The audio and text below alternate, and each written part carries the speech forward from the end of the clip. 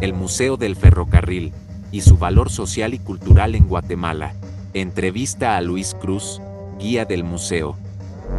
Nuestro título es El Museo del Ferrocarril y su valor social y cultural en Guatemala. Ya, Entonces, bombardeen, pues. está bien, muchas gracias. Empezamos con la primera.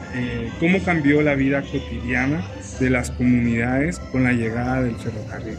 Vean, pues, el tren al principio se veía como un medio de transporte de todo lo que se producía en Guatemala, ¿verdad?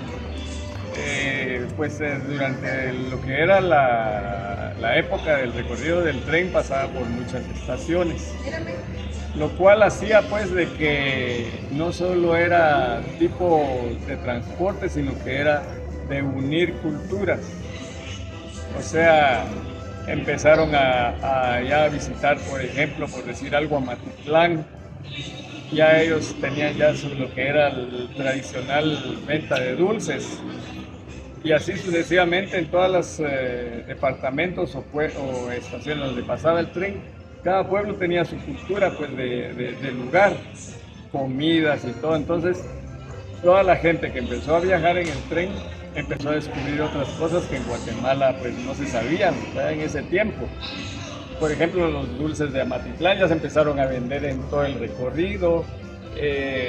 Otro tipo de frutas y cosas así por el estilo, pues, comidas y todo, ¿verdad? Entonces, eso ayudó a que la cultura de Guatemala se fuera uniendo más. ¿Existen relatos o leyendas populares asociadas al ferrocarril en las comunidades cercanas? Bueno, en las comunidades no hemos oído nosotros, pero aquí los muchachos que trabajaban directamente en manejar el tren sí tienen varias historias, pues verdad, que se contaban así, algo como que de miedo se podría decir, pues verdad, ellos sí tienen sus anécdotas y todo lo que cuentan ellos. O sea, sí hubieron algunos relatos, pues verdad, Sí. que son parte de la cultura, pues verdad, porque era parte del recorrido que hacía el tren. ¿Qué condiciones se enfrentaban los trabajadores del ferrocarril? Bueno, vea pues, en esa época, desde que se inició el ferrocarril, las condiciones eran bastante duras, se podría decir, porque no tenían la tecnología como la que tenemos hoy, pues, ¿verdad? La maquinaria, todo el equipo de oficinas, o sea, era bastante rudimentaria, se podría decir, pues era con la tecnología que se contaba al principio. Y por lo mismo, pues, sí costaba bastante el trabajo, pues, ¿verdad? Costaba desarrollar el trabajo, tanto tipo mecánico como tipo oficinista. Pues, ¿cómo se decidió convertir la estación en un museo? ¿Qué objetivos persigue el museo al preservar esta historia? Bueno, vean, pues al principio, cuando estaba el presidente Serrano Elías, aquí dentro de lo que eran las instalaciones del tren, ya empezó como que a desecharse parte de lo que vemos nosotros aquí, pues ya vagones, herramienta y todo. Entonces, por lo general casi todo se lo llevaban a la chatarra. Entonces hubieron compañeros que dijeron, bueno, esto no se puede ir todo y desaparecer. Entonces se le habló al interventor que había en esa época y él decidió pues abrir un museíto. Se abrió una oficinita, pero solo se le tomaron fotos a lo que había, pues, ¿verdad? Entonces hubo como una exhibición de fotos, pero ya después tuvimos la oportunidad de que en los años del 96 más o menos, esta locomotora se la quisieron haber llevado a España para un centro recreativo y la estaban sacando como que fuera una chatarra, pues, ¿verdad? Y todavía estaba funcionando. Entonces los trabajadores de aquí de la empresa de los ferrocarriles se opusieron a que se la llevaran. Y así fue como, ya no se la llevaron, se le mandó un escrito al presidente Serrano para que tomara cartas en el asunto y él ordenó que no se la llevara. Ahí fue donde se empezó a ver de que mejor había que preservar lo que teníamos aquí. Y fue como empezó a a nacer pues lo que es el museo actualmente. Estaba en el patio de allá al fondo, pero las piezas pequeñitas ya se empezaron a guardar. Ya cuando estaba el presidente Portillo en septiembre del 2003, se le pidió favor de que si él ordenaba o autorizaba que toda la estación central se convirtiera en el museo. Entonces fue así como él dio el visto bueno, empezó a meterse maquinaria, como ven ustedes aquí, las máquinas, los vagones y todo.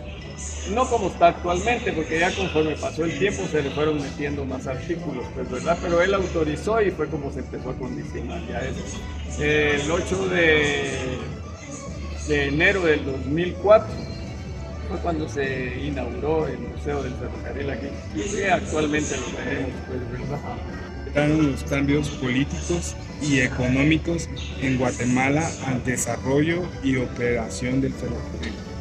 Bueno, cuando dio el inicio del ferrocarril, pues tuvo un auge, definitivamente. La idea de formar el ferrocarril era para transportar lo que en esa época era su mayor producción, pues, ¿verdad? De comercio, como era el café, ¿verdad?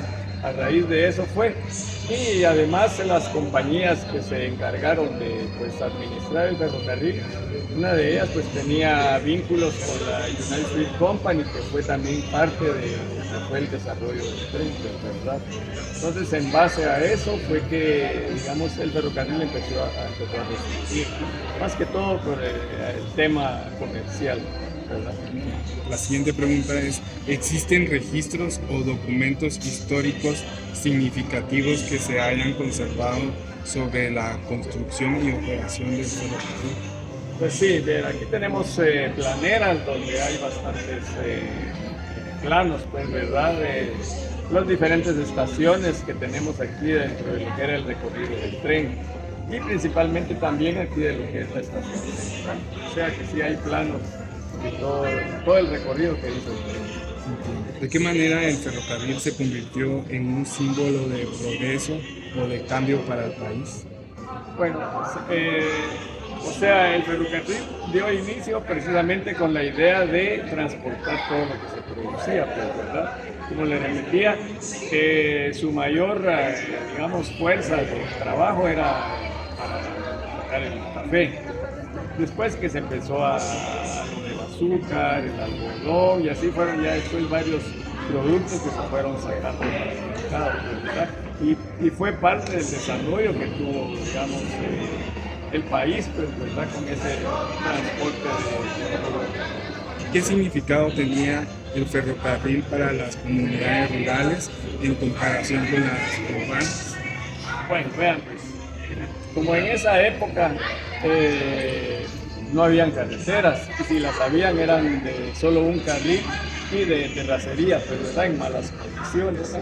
Cuando el tren empezó a pasar o circular entre los diferentes departamentos, pues la gente sintió un alivio porque empezó a transportarse ya a lugares más lejos, y en esa época con mayor rapidez, ¿verdad? O sea que todo lo que fue los pueblos donde pasó el tren, pues era un tipo de desarrollo bastante grande.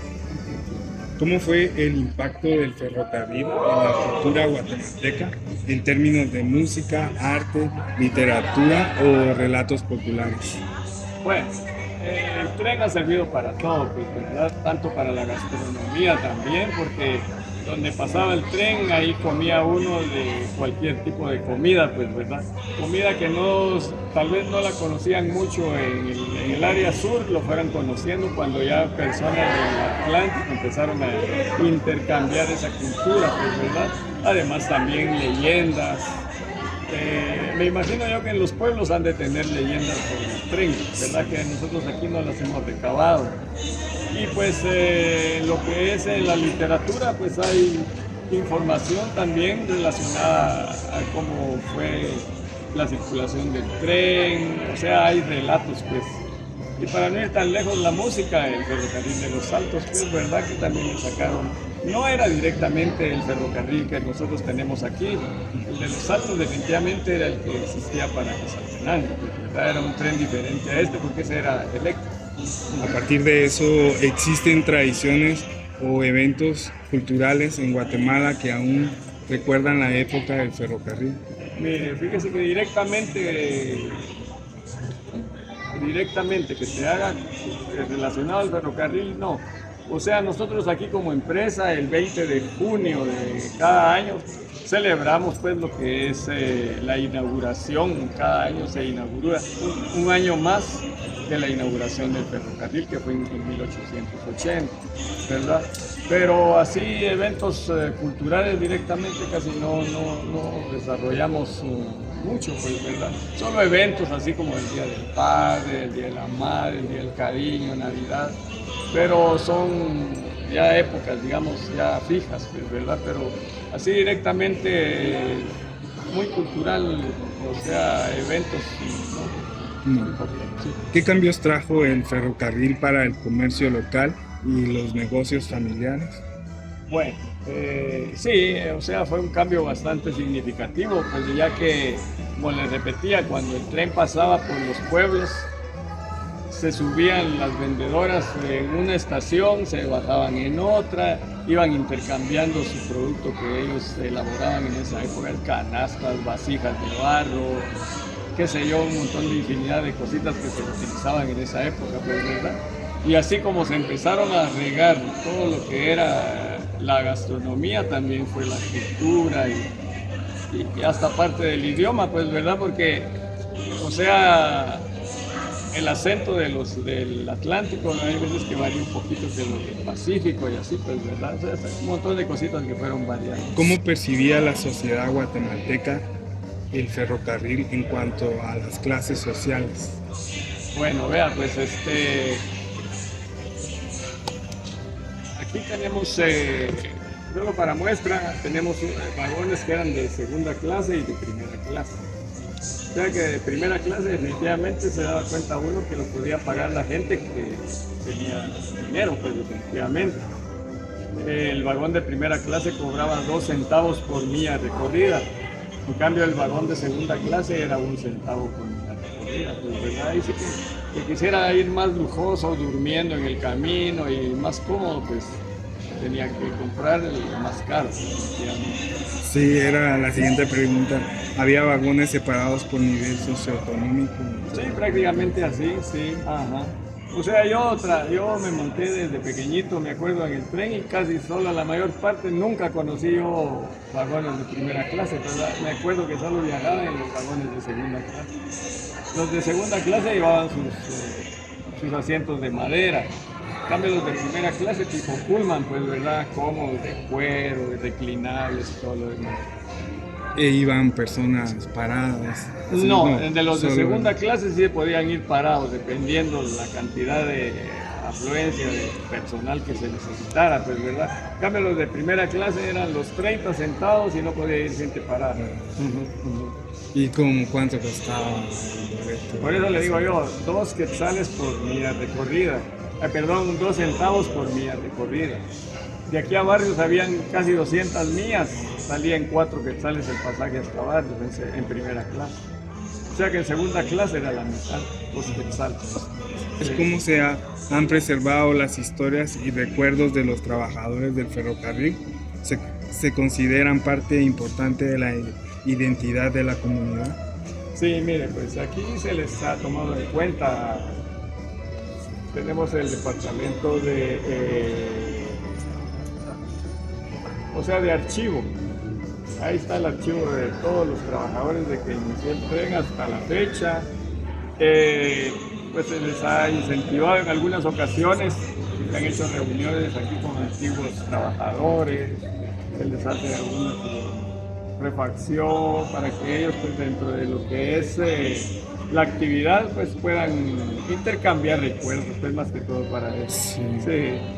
Y a partir de eso se han realizado eventos o exposiciones culturales en el museo que celebran la historia ferroviaria y sus aportes a la cultura guatemalteca. Mire, eso sí, muy poco. Soy sincero que muy poco se hace ese tipo de actividad aquí. Sí, casi no se ha hecho eso. Y por último, ¿cuál es su experiencia trabajando en el Museo del Ferrocarril? Mire, aquí Yo desde pequeño, como les dije, estuve en el ferrocarril, o sea, me subí al ferrocarril. Entonces llevo en mi mente todos esos recorridos que hacía. Y desde esa época pues me enamoré del tren, ¿vale? Como yo desde chiquito he sido mero travieso y curioso, aquí me he puesto a hacer un montón de cosas dentro de lo que es el museo, ¿verdad? Por ejemplo, los teléfonos antiguos que se usaban, yo los puse a trabajar, o sea, si funcionan, si en algún caso no los probaron, los podemos ir a probar también. La maqueta que está ahí. La hizo.